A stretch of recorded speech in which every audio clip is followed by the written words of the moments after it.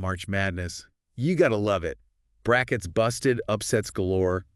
And now, the Sweet 16 is on the horizon. It's the best time of year, isn't it? Oh, absolutely. And one of the matchups I'm most excited about is our Wisconsin Badgers taking on the BYU Cougars in the second round. Yeah, that's a really intriguing one. Should be a great game. I think so, too.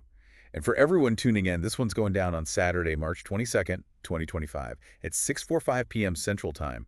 We're talking Ball Arena in Denver. Of course, the Badgers are coming off that dominant win against Montana in the first round, 85-66. Right, that Montana game.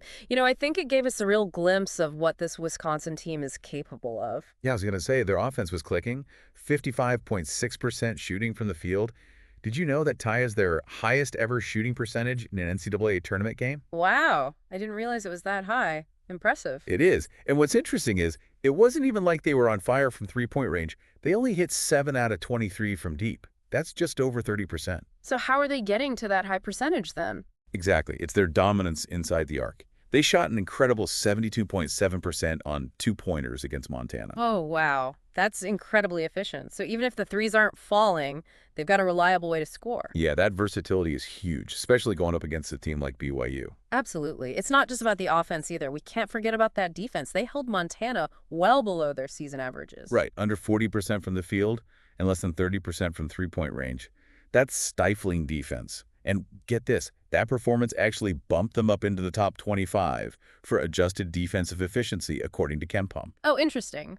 For our listeners who might not be familiar, KenPom is a website that uses really in-depth analytics to rank college basketball teams based on their offensive and defensive efficiency. So being in the top 25 for both offense and defense, what does that tell us about Wisconsin? It says they're a well-rounded team, a legitimate contender. You don't see that balance too often. They can win in multiple ways. Makes them a tough opponent to game plan against. Absolutely. They're not a one-trick pony. Now, let's talk about the team standing in their way. The BYU Cougars. They had a solid win themselves against VCU, 80-71. But, the first thing that jumps out when you look at BYU is that offense. It's a high-powered attack. It is. And we were just talking about Wisconsin's impressive defensive ranking, right? Well, BYU is ranked even higher on offense. They're actually in the top 15 nationally for adjusted offensive efficiency, according to KenPom. So this is going to be a real test for Wisconsin's defense. This BYU team, they can put up points in a hurry. And it all starts with their star wing, Richie Saunders. He's averaging 16 points a game, shooting over 50% from the field, over 42% from three. He's a problem. He is. Wisconsin's got to make him work for every shot. They can't let a guy like that get hot. And then you've got the point guard, Igor Genom. 5-star recruit back in 2024, projected lottery pick in the upcoming NBA draft. Yeah, Denham's a special talent. Yeah. He really makes that BYU offense go. Wisconsin's guards are going to have their hands full trying to contain him. It's not just Saunders and Denham, though. BYU goes deep. Like 10 players averaging over 10 minutes a game. Yeah. That's depth. Right, that depth allows them to keep the pressure on for 40 minutes. They can wear teams down. And when you look at their team stats, it paints a pretty clear picture. 81 points per game, 48% shooting from the field, 37% from three.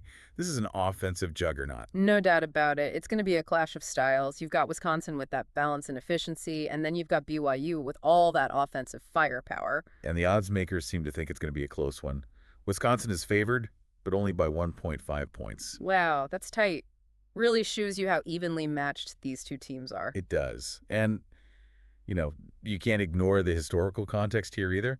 Wisconsin hasn't reached the Sweet 16 since 2017. Right, they've been knocking on the door for a while now. Yeah, so there's definitely some added pressure for the Badgers to break through this time.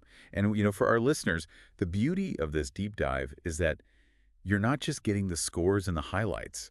You're getting a real understanding of what makes these teams tick. Yeah, like we talked about KenPom and those efficiency rankings.